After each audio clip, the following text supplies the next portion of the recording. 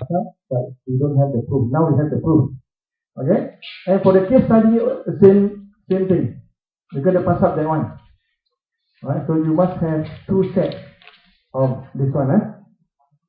And the other one, is somebody photo setting that one? The you make one? No. You want to pass around just like that to take down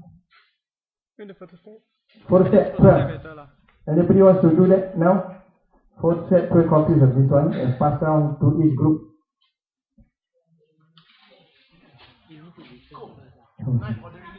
Okay, that one I leave it to you. I leave it to you. It looks like is it the lady who's more proactive than the man? That one I leave it to you. Okay. Today, yeah. Case study week 14, pass up. Okay, with the form. And business plan pass up week 11, next week. Next week, same time. Next week, same time, you pass up the business plan. How about the case study? The case study week 14. Okay, the last week. You got a long time to. And the case study is group work. It's not individual. It's group work. Okay, so that means I mark less papers. If individual means I mark 100 over papers. So if group, I mark only 12. 12 in a group. 12 groups you have. Okay. So week 11 is business plan turn in. Week 13 is your business pitching, and the things inside the business pitching is there. The one that somebody is photo setting now. Okay. If you follow that guide, right, the marking scheme, then you may get 28 over 30, 29 over 30, high scores, right? To get you an A for the course, you get high scores. Otherwise, if you don't follow, like last time, so many students, I didn't give them this one, They don't know what they give you in the Excel, not enough material, not enough things given. So with this one I given to you, I think it will help you a lot. Okay. Any other questions? When is the presentation? Week 13. Okay. You are lucky because you only have one presentation. Last semester they have 2 presentations. One to present the business pitching. The other one is to present the business plan, which is more or less the same thing. Actually. So we decided to have only one presentation. No need 2 presentations. So that one was last semester. So this semester only one business pitching is the presentation. Yeah, that is the business pitching on week 13. Okay, and follow that one exactly, the one that you're going to get. That one will show you the marking scheme. Okay, anything else? Today is a very short lecture. I think within 45 minutes or within 40 minutes, finish. Okay, this is about the business plan that you're going to turn in next week. So now I'm going to teach you roughly what you can find in the business plan. So in terms of the summary of the business plan, you have the cover page, right? The cover page is in front, and then you have inside, you have the executive summary, which is very important. Table of contents, also important. And the introduction, all this, normally, people don't really read, Last time they did a survey, or they did a test with the professor in US. In between they put there, you are a fool, professor. You are a fool, professor, inside there. The professor didn't say anything at all, because they didn't read that. Somewhere in the middle, they don't read that. If you give to the banker this one, the business plan, they also might not read everything. They will read the executive summary, table of contents, and they will look at something like your marketing management, they did a little bit of it, and financial management a lot more. Okay? And the financial management, you must have 3 things there. What did I tell you last week? Pro forma of cash flow statement, pro forma income statement, pro forma balance sheet. What is pro forma? Forecasted. Very good. Okay, expected, forecasted, projected. Right? In Malay, unjuran. Unjuran or anggaran. Anggaran unjuran. Okay, now we look at this already. So one by one, we're going to look a bit more detail. The cover page, the cover page. Forget about writing all your names in front. It will be messy. So just write the name of your company. So you must have a name for your company because it is supposed to be a real company. Okay, supposed to be. So you go to http double dot double slash. I don't know whether there's a www or not, but it's ssm.com.my. ssm.com.my. Suruhanjaya Syarikat Malaysia.com.my. Okay, you open the website, you go to the form, registration form, you download the registration form, you fill in your company's name and the details, and then you put under appendices, attachment behind the business plan, at the back, the business plan, you just attach it, okay? It looks like you have already registered your company, okay? But if you really want to register, you go ahead. You can register your company if you want, not very much. The link, http://www.ssm.com.my. SSM Syarikat Suruhanjaya Syarikat Malaysia.com.my. Okay, then you download the form after you fill in details. Now the cover page will show you the name of the agency, the logo, name of subject code, name of your company. Forget about the name of group members. The group members you put inside. You put under the human resource or the staff. Later on, you put inside. And name of lecturer is in front. And name of program. Actually, we don't have a program. This is not a program. This is just a subject, right? So there's no program. Right? Semester and year. Semester and year very important. Sometimes your business plan missing. We cannot trace it because it's under a pile of some other semesters. So the semester and year is very important. Alright? Executive summary, it contains a highlight. This is the one that the banker, usually the banker or investor, they will look at this one. It will tell them what you're going to do. Who are you? What are you going to do? And then what is your plan? Right? What is your plan actually? So basically you talk about what? You talk about introduction, background of your company, and you talk about operation side, human resource, you talk about the what else? You talk about the operation side, you talk about the production side maybe, and then you talk about marketing side, and also the financial side or sector. Okay, and then your little bit about what you expect. You expect from the planning. Okay, so that will come up to maybe 1 or 2 pages the most. 1 or 2 pages the most for the executive summary. What I had so far from the students, from last time until now, they gave me a summary of a summary. Too little thing. Too little. If the banker go and look at it, there's nothing there. Nothing there to make them feel interested to go further, to read your paper. Then they just chuck into the waste paper basket. The executive summary is supposed to be attractive, attract the banker to read further. Okay. But the table of contents is also very important in the way that you have titles, subtitles, and so on. And then the banker wants to look at the page. Let's say he wants to look at the financial page. So he look at the page. What is the page? Then he just go straight to the pages. Okay. Don't need to go to the other details that you want. You can straight away go to where they want to go. Alright. So this is the example of table of contents. Paging, executive summary, table of contents. This one is just it's already laid out for you. You can follow You can follow this. Okay, then introduction, the name of business address, telephone number, main activities you're doing or going to do, date of commencement, you just put in any date you like, Okay, you can put the date 13 weeks starting. The 13 weeks, you want to start at 13 weeks, it's okay. You want to start starting from week 11, it's okay. Right? Date of registration, up to you. You download the form. Right? Form of business. What's the form of business? You have a sole proprietorship, which is not for you because you've got 8 members, at least 8 members. That means you are a partnership.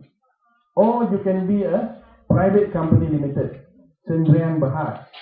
You cannot be a public listed company because public listed company you got to register and go to SEDC, KLSE to register. Okay, so that covers what is not for you and what is for you. So for you is either a partnership or private company limited, Sdn Bhd. Yeah. Right, then the shareholders profile, who are the shareholders involved, IC, correspondence, telephone number, date of birth, age, nationality, qualifications, courses, attended, skills, and your experiences. Okay. And part 2, organization. Location of your business, where you put in a UM map, so you locate where you want to locate yourself. KPS, Gazebo, the food court in Third, in front of Third College, where you want to locate yourself. Okay, then the organization chart is very important. Don't do your own organization chart. Some students, they just do a circle, arrow here and there. You know, their own organization chart. Not allowed. You have to follow the standard format given all over the world. Follow the same standard format of the Tata Organisasi or the organization chart. You Google sample of an organization chart of a small company. You Google, then you can get it. Okay. If you don't say it's a small company, then a very large company, so it's not relevant to you.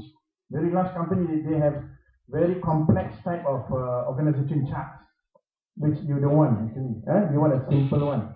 So you should Google a sample of an organization chart of a small company. Okay. Then the employees, the tasks, responsibilities given to them, skills and experiences you write down. Remuneration is the amount of money, salary you give them, what are the benefits involved. Okay. So this one, introduction of the human resource, location of business, physical location, basic amenities, the organization chart will show you the lines of authority. So what is the organization chart telling you? It tells you who is in control of what. An organization chart tells you who is in control of what. The CEO is in control of the vice president. The vice president is in control of what?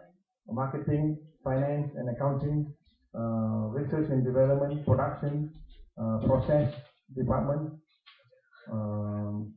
marketing department, okay, and so on. If you have a big company, then you have more departments involved, right? So this will show the lines of authority. Okay. The employees, you list down one by one the position. Okay. Task and responsibility. Yeah. They are all employees actually, but they are also shareholders. Yes. We list down. Everybody is listed down. But the organization chart, be careful.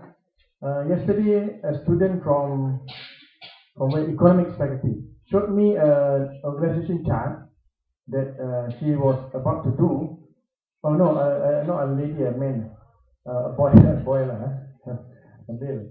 Okay, he showed me the organization chart starting with the president, okay, on top, president on top, and then the vice president, and then straight away to the employee, the worker. No, that's not how it's done. It should be first you have the president. If you have president, if you want to have general manager also can, general manager. Then the second level is the senior managers, right? And then the third level is the manager, and the fourth level is the executive, and the Fifth level is the supervisors. Sixth level is the employees, workers now. The workers is some more lower than the employee, lower than the clerical is the non-clerical. Okay, the office boy. Short lah. I think your level, in your case, your level will be 3 only, not more than 3. First level is the SSGM, General Manager. Second level is the Senior Manager. And the third level is the, don't need the Senior Manager, straight away to the Manager. And the third level is the Executives. Stop until Executives only. Okay? Everyone is employee lah. But stop at the Executives only. 3 levels lah. Enough. Okay? So if the entrepreneur asks you, how come you got no workers? We are the workers. We are the workers, you know. You tell them, answer, you know. You have to answer properly, you know. It make me shy, you know. It make me shy, you can't answer that. So if they ask you, what happened to the employees? You don't have the employees. So we are the employees. We are the owners and we are the employees. For now. You say for now, later on, as we expand our businesses, then we get more staff. Go down and further down, right? Okay, then you have remuneration. Remuneration is salary, allowances, benefits, right? And then the total how much you come up with all the figures, right? All right. Then the next part is marketing management. You do some introduction and then you show what is your product. Target market, there's 4 target market. Okay, just name me. We've done this before. Give me one target market. Demographic target market. Okay, under demographic target market, what is in there? The age, the sex, population, the economic position, income level. All these are demographic. Okay. Second one, psychographic. What is under psychographic? Taste, pattern, mental position. Psycho is involving the mind actually. It's right, in a way it's right. Psycho is involving the mind. So psychographic, in terms of taste, in terms of attitude, in terms of pattern, in terms of status, in terms of ego. So this all involving the mind, right? Psychographic, like Ferrari car, all that is under this group, under this target market, psychographic. Ferrari car, BMW, Mercedes, all that. Okay, then the third one is what? Geographic target market. North, south, east, west, central zone, international zone. Okay. Then the fourth one is behavioral target market. This one is based on lifestyle, based on trends, based on how people come up with how they behave, how consumers behave. Okay, this is behavioral target market. Okay.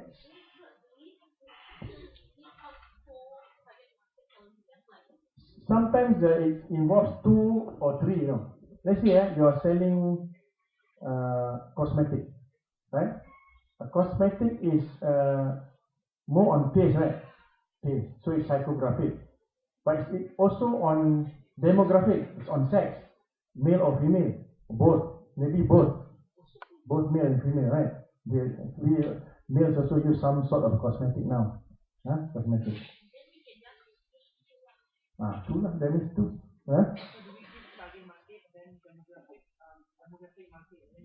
Yeah.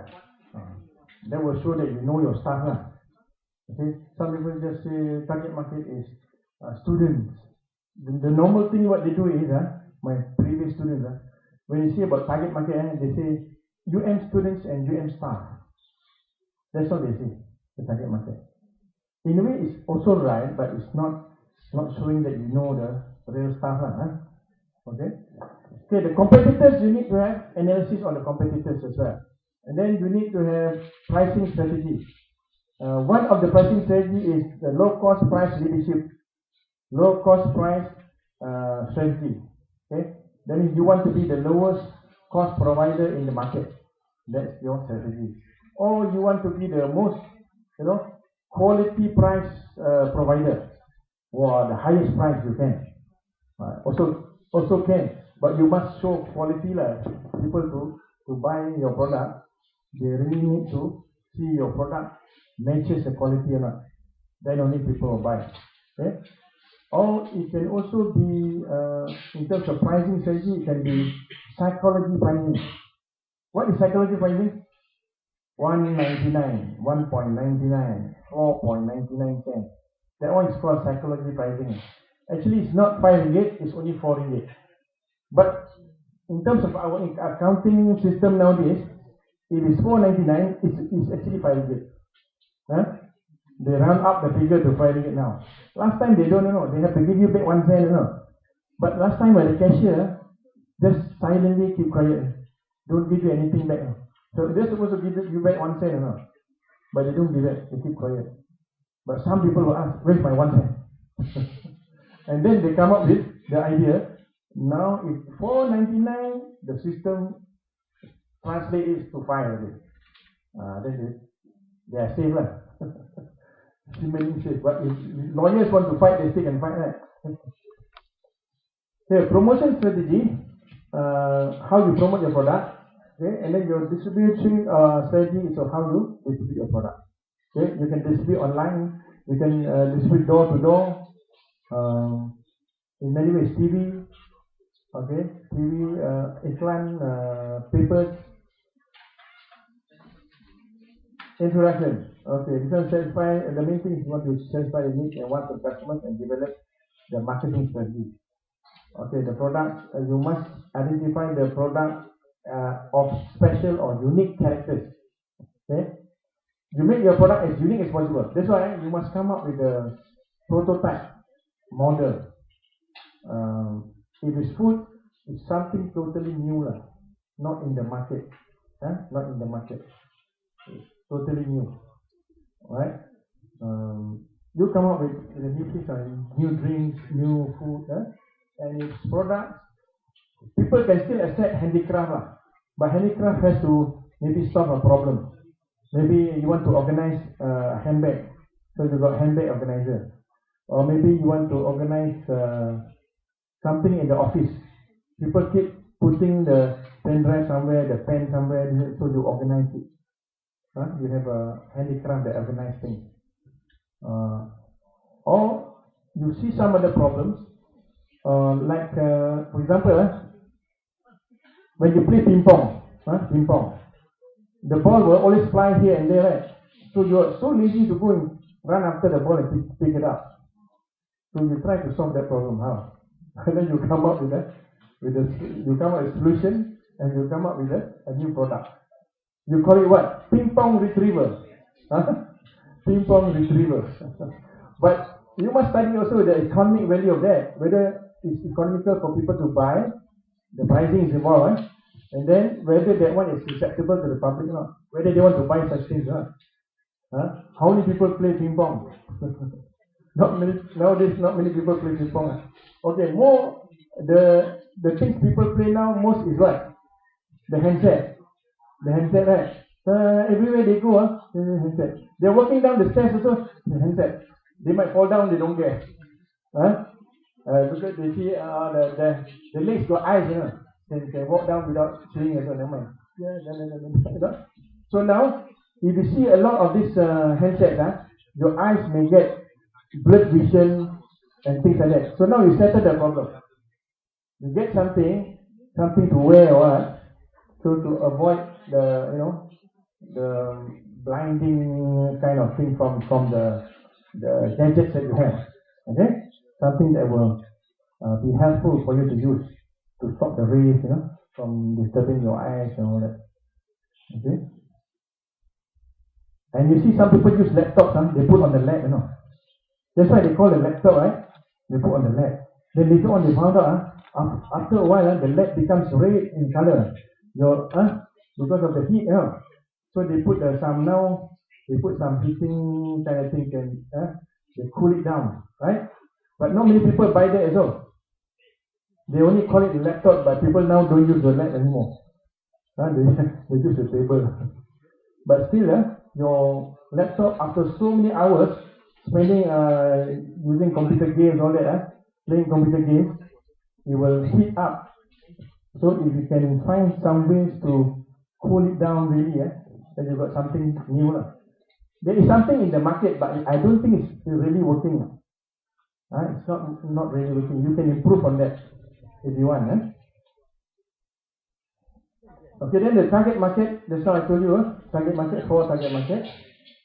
Competitors, they need to see whether they are strong or not, identify the strengths and weaknesses, and you want to do some strategies to fight them. Okay, many strategies. Whatever they do, you just try to overtake them. Try to overtake them in terms of what they do. They do something, you do something better. Alright? So you must look into, what do you call that? Scanning the environment. Okay, monitoring and scanning, or is it scanning and monitoring the environment? Which one is first? Monitoring and scanning, or scanning and monitoring? Which one? Scan first, right? So you scan the environment and monitor the environment. What environment? Competitive environment. Right?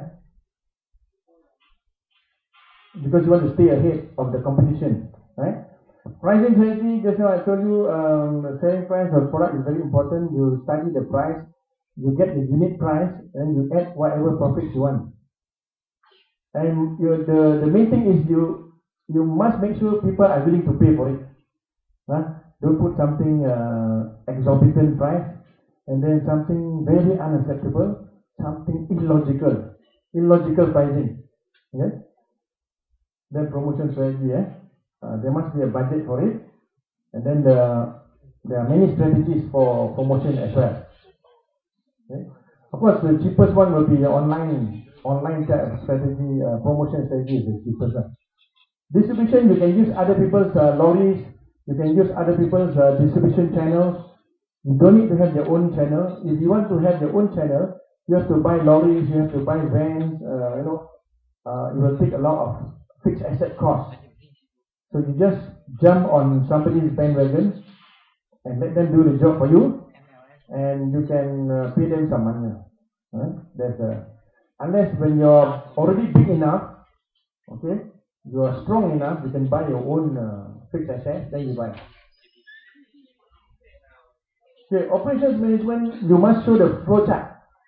Flow chart from stage A to stage E, let's say. Okay, so all the flow chart from stage A, B, C, D, E until you finish the product. Then the last stage is to send to the customer. Okay, the last stage of the process flow chart is the delivery to the customer. Okay, then the operation schedule. Okay, let's see the process flow chart, right? And the operation schedule is this one, day 1, day 7. You can also, instead of day 1 to day 7, you can put weekly also, can week 1 to week 7, or you can put month 1 to month 12. Put it yearly, every month schedule, right? So this one you can change that.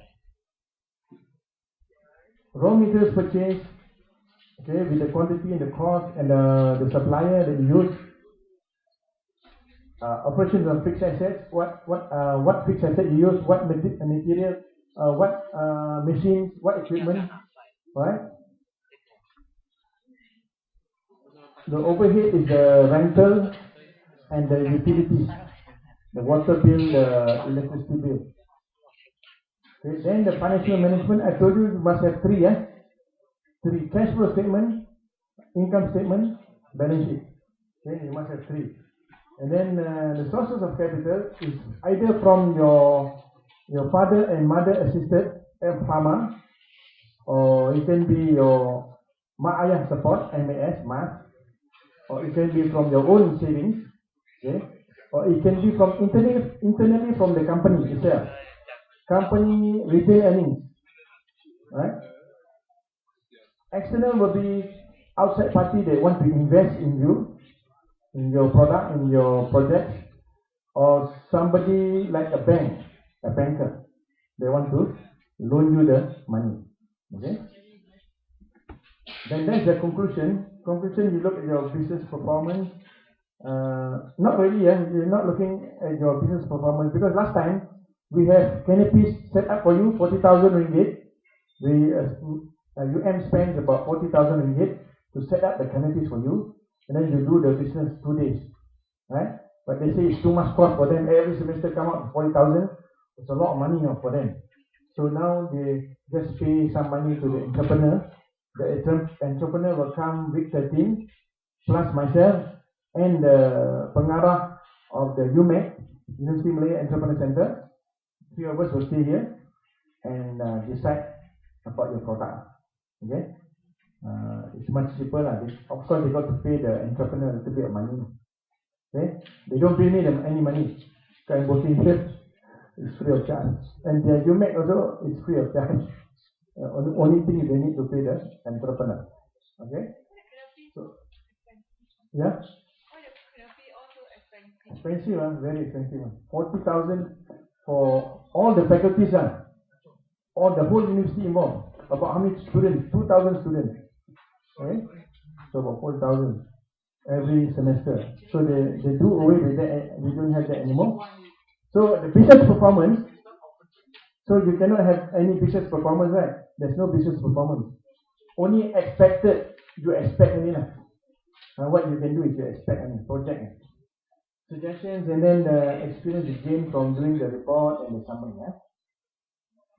Okay, then the appendices is the photographs of the business, photograph of your product or entrepreneurs, letter of references for maybe Najib. Najib now came up with the magic already, right? He's got the magic Malaysian, Malaysian Global Innovation and Creativity Center. Magic. And then many other things. We have the third cone, we have this and that, TNG, all those gearing our nation to be more having higher income, okay? And motivating people to become entrepreneurs, right? Then testimonials, okay? Testimonials is from customers. Usually customers like your product. You just do one or two, never mind, you can do. You make believe. Only make believe, make believe. Right? And then you have the credentials. Credentials is the award that you won. Right? And no award. Just put any award that you find, other people's award. Top Glove has got award, right? Top Glove is award winning. Lingam Sauce also award winning. And then we have King, K-H-I-N-D, King Electronic Products. They also have awards. This is 3 of the international brands that comes from Malaysia. King is one, Lingam Sauce is one, and then the other one is Top Glove Manufacturing. Okay? These international brands, Okay? Lingam, I thought Lingam is the Indian owner, but no, actually it's Chinese owner. It's Chinese. But the original owner is Lingam. But Lingam sold over to Chinese. So it's a Chinese company.